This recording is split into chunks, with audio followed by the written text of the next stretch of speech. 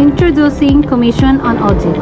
It is a government agency responsible for examining and verifying the financial transactions, accounts, and records of public offices, agencies, and instrumentalities to ensure transparency, accountability, and good governance. Dito para ang mga civilian Nagumay na itong mayor, uno manay pa na itong municipal hall. Dahil lagi mas di-process kanila. Magbuhat pa lang magpita sa ila. Morning, Mayor! Morning, ready na? Ready na. Ano ito binigyan karon kay ano sa budgeting aproban nato sa tuwa na panikamutan nato na makuha na itong 10 million para sa probinsya. Yes! So, ngunit ang documents karon para maaprobahan sa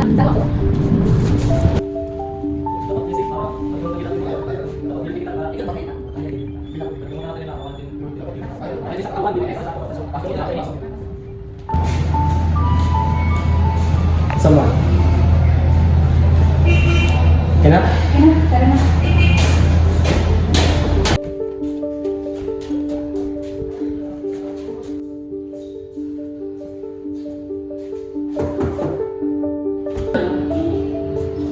Yes, Mayor. Good morning. Ay, dito. This week, ako na nagdoon nila. Sige. Ma'am, ako si Mayor. Kahanap sa inyo. May ako na tuloy sa inyo. Okay, kasulta na ka. Okay, ma'am. So, dahan ko lang ako, Mayor. Good morning, Mayor. Ano ito? Dato toyo? Ma'am, dito daw ang documents para sa budget sa ang municipal hall. Pinamanglan ko para ba i-audit? Ma'am, anong i-audit naman, ma'am, nga legal? Tapos na yung contractor, kasi mo, Mayor, May problema ma. magka-conflict of interest kita nga na. Pinamanglan ko pa i-check kung maaprobahan ba yun. Amos Accountant, can you provide the actual cost? 9 million pesos, ma'am. 8 million din mga sa 10 million ano yung gusto i-withdraw. Kinahanglan ko pa i-review ang mga documents niyo. Kinahanglan pa ako mag-interview ng mga witnesses. O kinahanglan ko i-survey ang new site kung hay ko mag-construct na dito. Wala ka yung problema nga naman. The irregularities are found. Will recommend appropriate process. So, kung ma-prove ko ini na 8 million dagayod, I will disallowance the 2 million pesos. Mayor, kinahanglan ko meeting sa iyong mga other officials o kinahanglan ko interview ang iyong mga witnesses. Okay.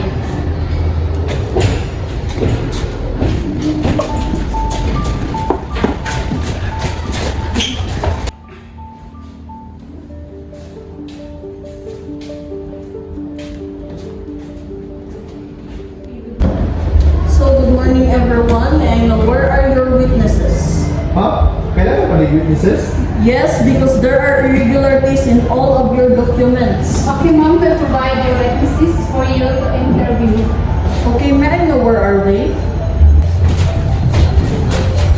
Ma'am, i-grab mo ang witnesses o ang contractor. Okay, let me proceed in the table. Sir, can you confirm that you are the cousin of our mayor? Yes, sir, cousin. Okay, why did you choose your cousin?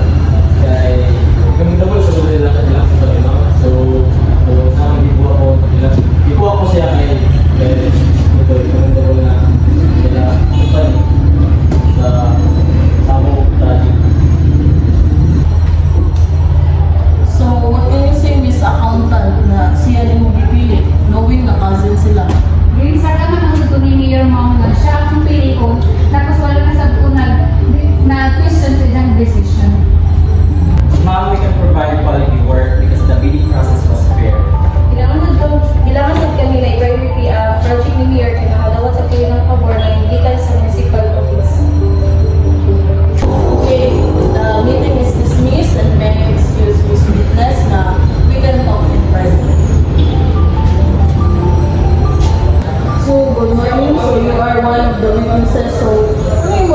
napansin or you witness samtang the bidding process? May nakita sa na problema sa bidding process, pero ignoran ngayon.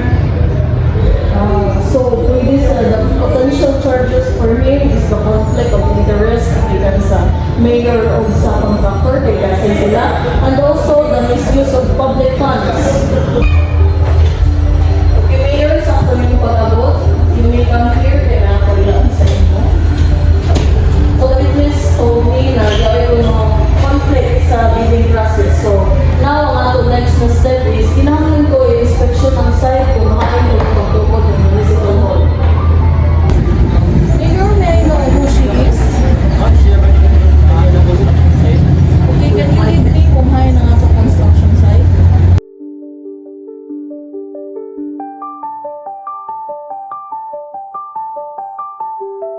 So in your document, Mr. Mayor, isa ba guide ini ka hektarya? May I know, ma'am? Isa ba ini ka hektarya? Dili ma'am, half dani sa hektarya. So there are that is one of the irregularities in your legal document, Mr. Mayor. Sorry ma'am.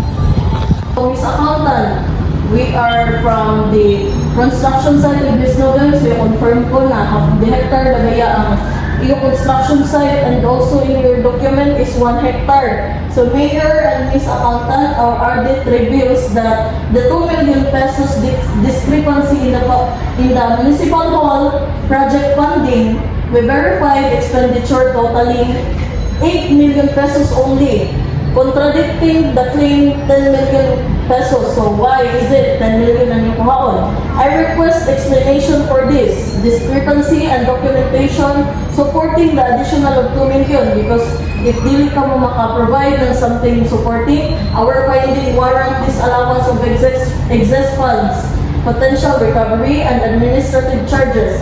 I expect your prompt cooperation and transparency in this matter. So it means disallowance from you 2 million, you will only get the 8 million pesos. Dili ka mo marelisan ng 10 million because all of your materials and all of your documents says 8 million pesos.